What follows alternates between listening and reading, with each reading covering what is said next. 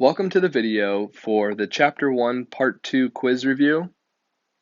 This first video is on problems 1 and 2.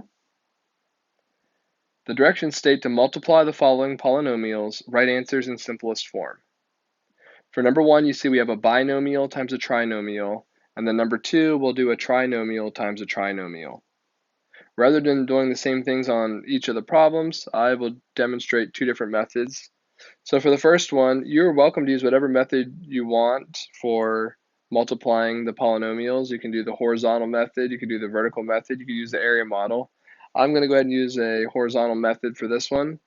So I have 3x minus 2 times the quantity of x squared minus 6x plus 5. All I'm going to do is I'm going to take my 3x, I'm going to distribute it through. So I'll start out 3x times x squared is going to give me 3x to the third. 3x times negative 6x would be negative 18x squared. And then 3x times 5 is going to be 15x. Then I'll go through and I will distribute my negative 2 through. Negative 2 times x squared is going to be negative 2x squared.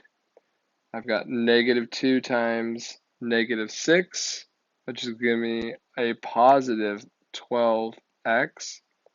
And then negative 2 times positive 5 is going to give us a negative 10. And if you write it out like that, you can see that it lines up your like terms. I end up with 3x to the third minus 20x squared plus 27x minus 10.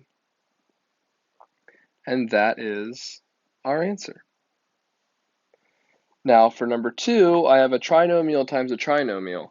And I tend to avoid using horizontal and vertical methods when they're trinomials. I'll go ahead and set up a generic rectangle that's 3 by 3, just because there's a lot of things to multiply and it's very easy to,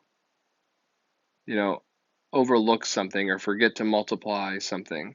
So I like to set it up and use this, and this lines up our like terms, so it makes it easier to combine the like terms afterwards. So we have x squared plus 5x plus 4, and then x squared minus 3x plus 2. And I like to write the signs in there just to help keep track of what's positive and negative. Okay, for some of you who know that you make a lot of sign errors with the negatives and things there, you may want to use this method. But x squared times x squared obviously is x to the fourth. X squared times negative 3x would be a negative 3x to the third power. And then 2 times x squared is going to be 2x squared.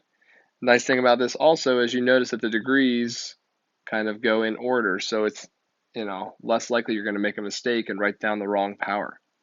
So the next one we're going to say 5x times x squared is going to give us 5x to the third.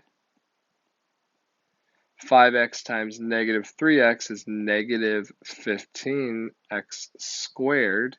And then 5x times 2 is going to be a positive 10x. Then we're on to the last column. 4 times x squared is 4x squared. 4 times negative 3x is negative 12x. And then 4 times 2 is going to be a positive 8.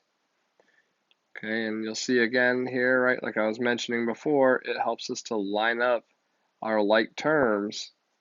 So we've got, as an answer, we'll start with our x to the fourth. And then we've got our x to the third. So it looks like 5 and negative 3 would give us plus 2x to the third. And then we've got a 2, a 4, and a negative 15x squared. So that would be a negative 9x squared. And then minus 2x, and then plus 8. So that ends up being our answer. So if you're talking about writing things as area written as a product and as a sum, remember the given problem up here is the area written as a product Down here, this is the area written as a sum.